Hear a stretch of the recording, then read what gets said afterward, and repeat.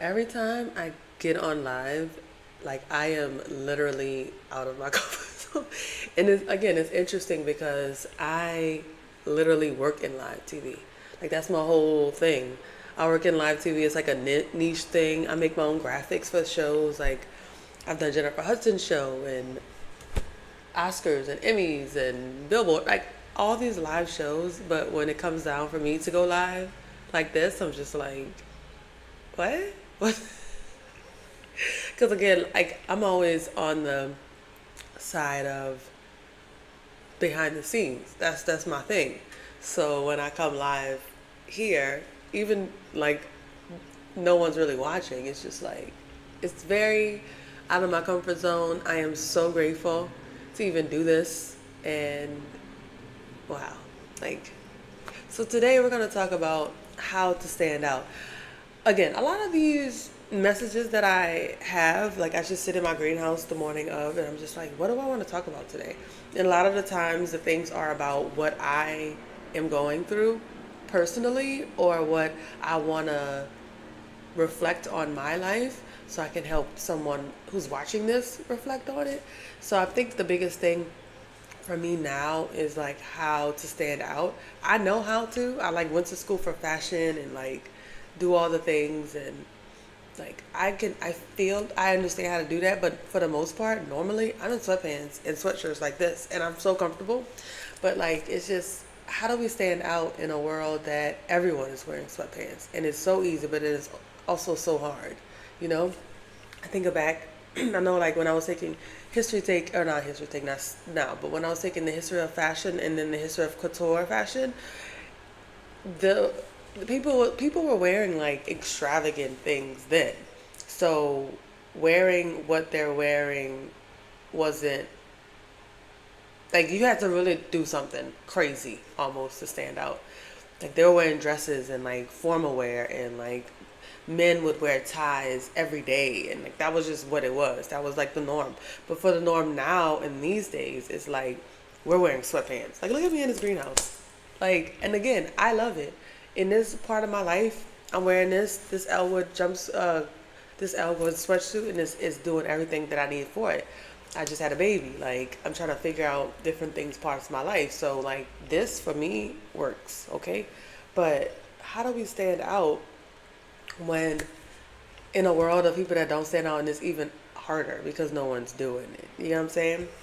I wrote down some notes here, and the first thing I wrote down is bold gets noticed. So when you are bold with something, it gets noticed. And that's the thing. I don't want, with these messages, I never want them to be like, so, like, you have to do it all right now. Like, that's not realistic. Because if you tell someone who's never done something like this to do everything at one time, no, I need to get this off. I have this Santinella burning for the mosquitoes in the greenhouse, but it's just making my eyes hurt. So we're gonna just do it like that for now, because it's really making my eyes burn. And I'm gonna put this thing on top. There we go. It should stop.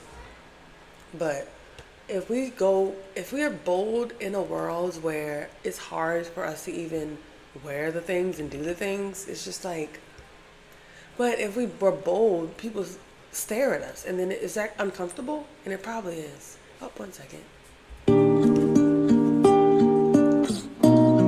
Okay. Okay. Maybe go watch TV. I'm almost done. Almost done. You want that? We'll bring it inside. Adios. Adios. My son came. I'm trying to do these lives while my son, my 4-year-old, is literally still at school. Like he's not at school right now. Like he's in like the middle of like summer and going to school. But I was like, I'm still gonna do it. Anyway, when you're bold, I don't want you to do like the main steps first. Like just do little bits. Just do a little bit. And when I say a little bit, I mean like do your foundation every day if that's something that you are into, or put on lipstick every day, or do your hair different a day. Like actually take the time to actually do your hair versus like taking it out, brush it, putting it back in.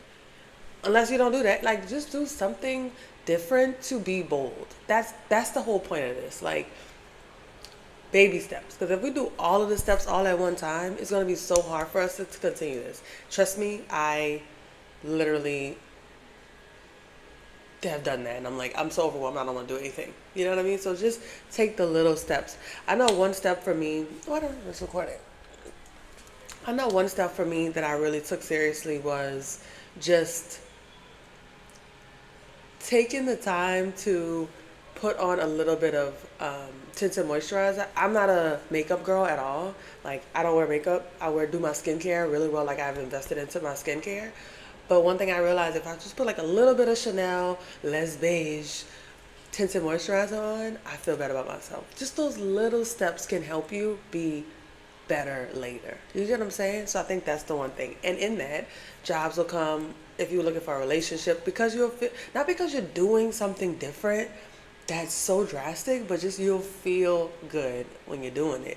Like, you're looking in the mirror like, damn, my makeup look good today, or my whatever. That thing that you tried today, it looks good. So the next day, that you're creating a habit. So the next day, you'll want to do something better, right? Like, that's the whole point of doing it, right? The second thing I'm going to say is being memorable. So one thing I did subconsciously was I went to school for fashion, but then I left fashion school, graduated fashion school with a Bachelor of Arts in fashion and fashion merchandising, and with a minor in business.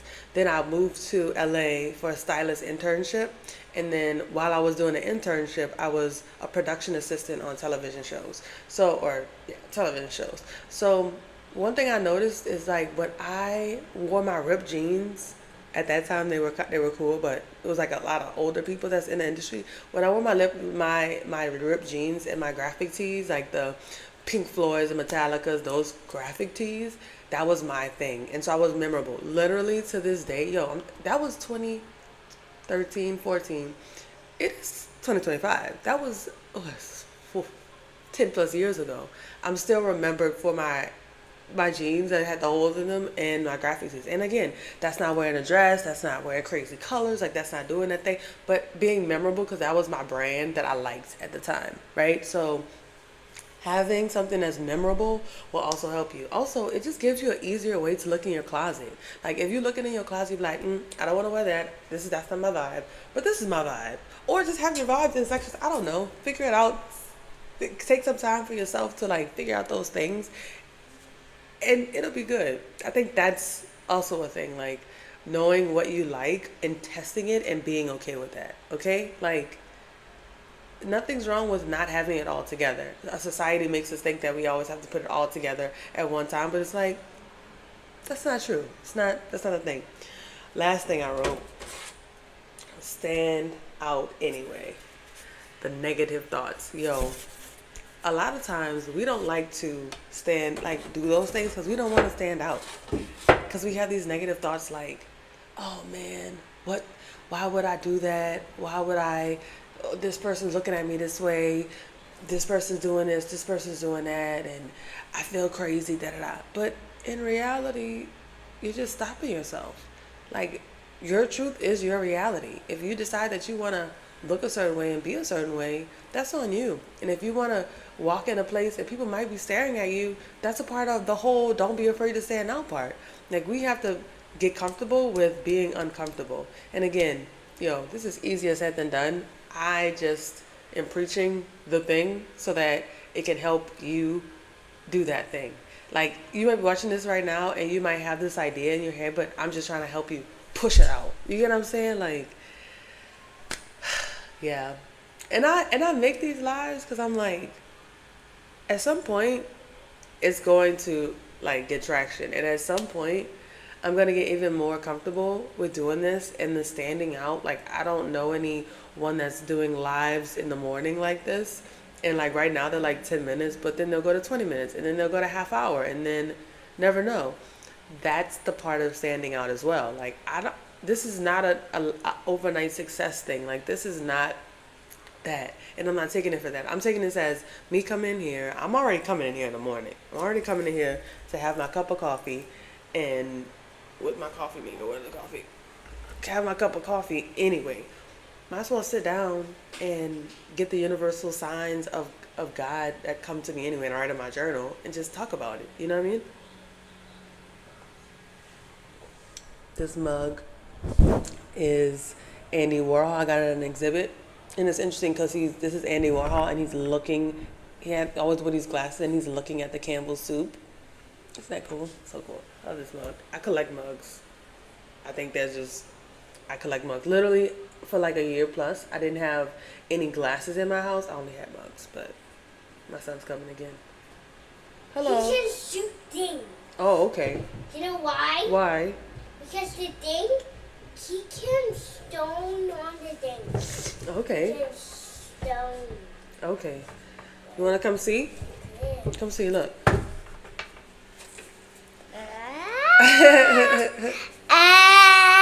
So I'm going to end this here. And can Because I come babysitter's on coming. you? Can I? Yeah. Babysitter's coming soon. And I got to spend a little bit more time with the baby head. Okay? Say, bye, guys. You're so cute. Oh my God, it's so hard.